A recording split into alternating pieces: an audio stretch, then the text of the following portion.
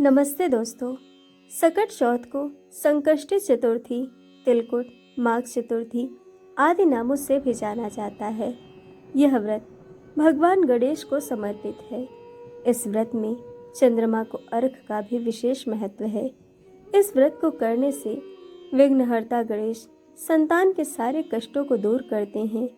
हर वर्ष माघ मास के कृष्ण पक्ष की चतुर्थी तिथि के दिन संकट चौथ का व्रत रखा जाता है।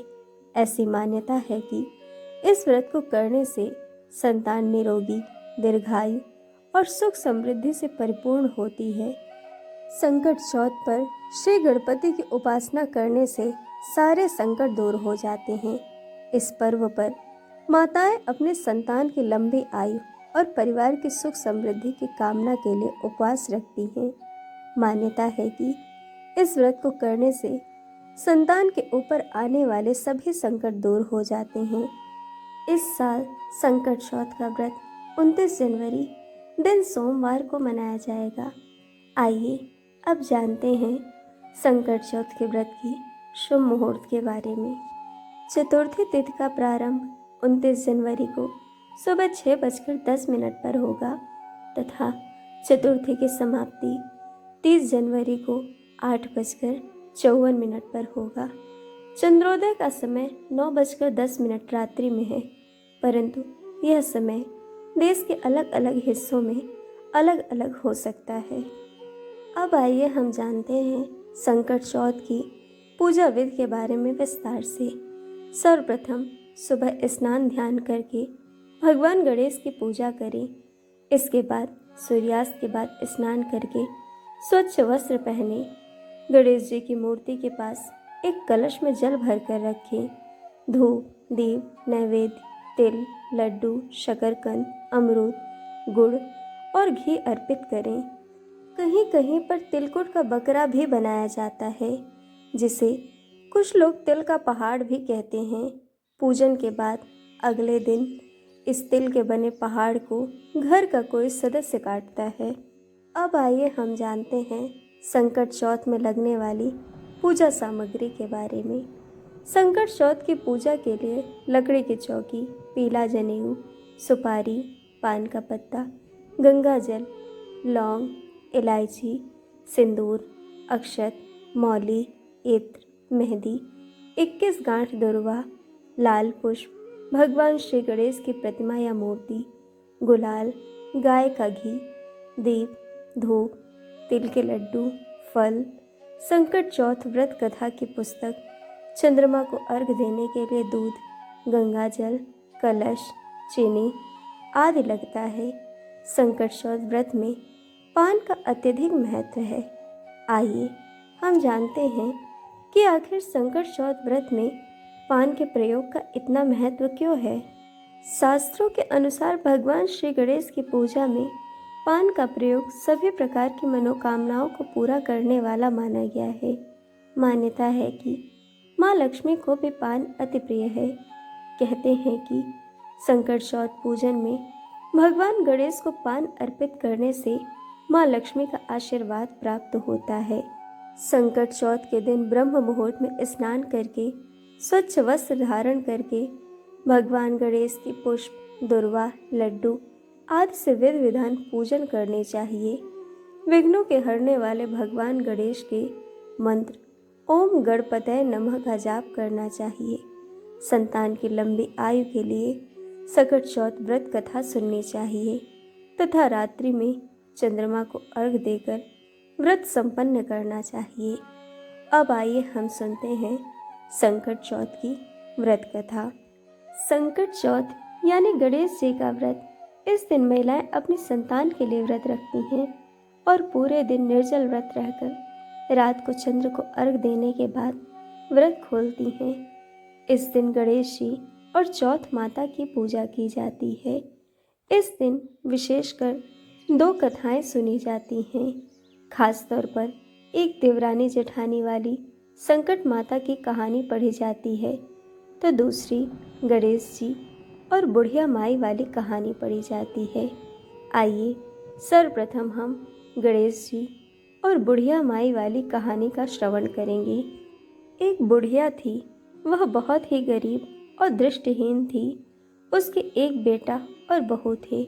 वह बुढ़िया सदैव गणेश जी की पूजा किया करती थी। एक दिन गणेश जी प्रकट होकर उस बुढ़िया से बोले, बुढ़िया माई, तू जो चाहे सो मांग ले। बुढ़िया बोली, मुझसे तो मांगना नहीं आता, कैसे और क्या मांगूं? तब गणेश जी बोले, अपने बेटे बहू से पूछकर मांग ले। तब बुढ़िया ने अपने बेटे से कहा, गणेश जी कहते हैं तो कुछ मांग ले, बता मैं क्या मांगूं? पुत्र ने कहा, माँ तो धन मांग ले।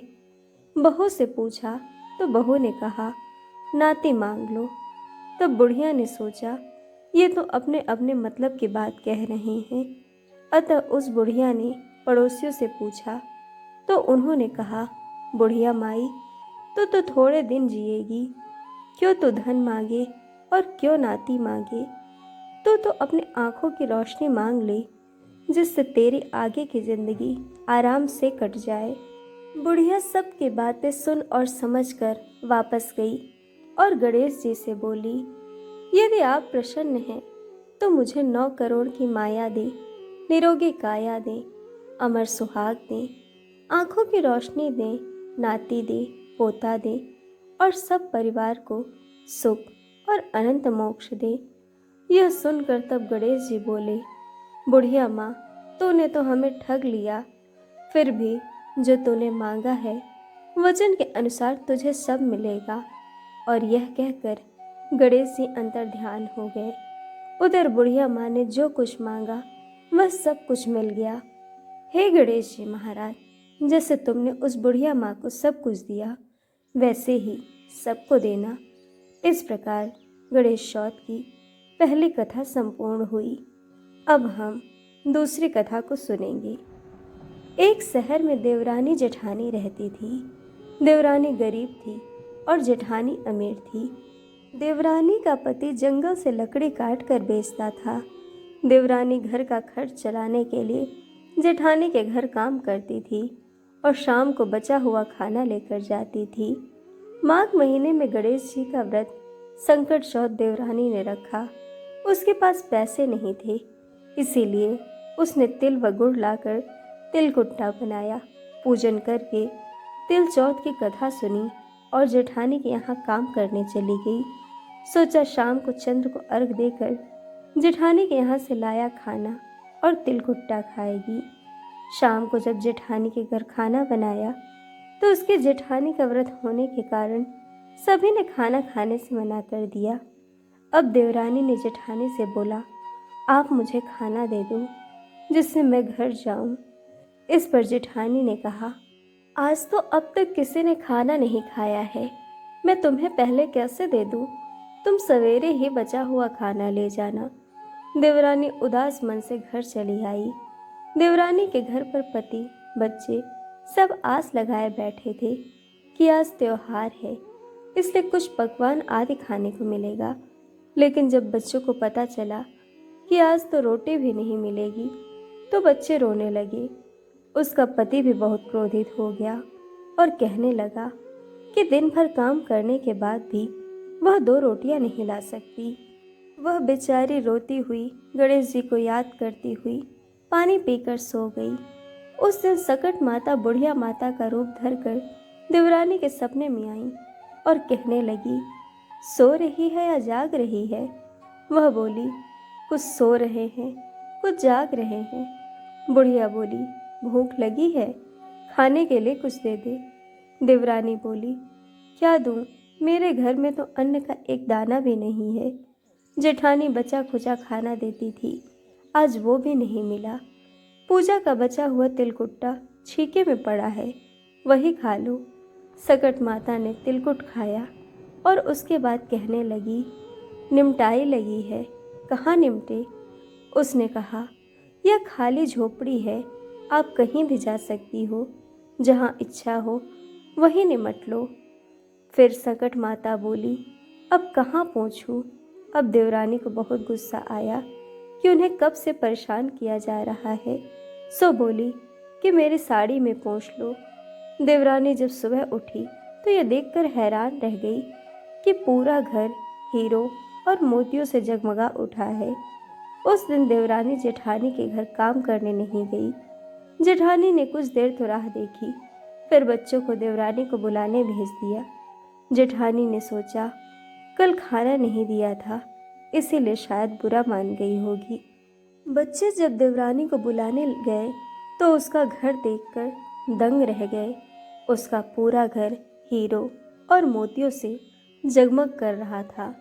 बुलाने पर देवरानी ने कहा कि बेटा, बहुत दिन तेरी माँ के यहाँ काम कर लिया, अब मैं काम पर नहीं आऊँगी।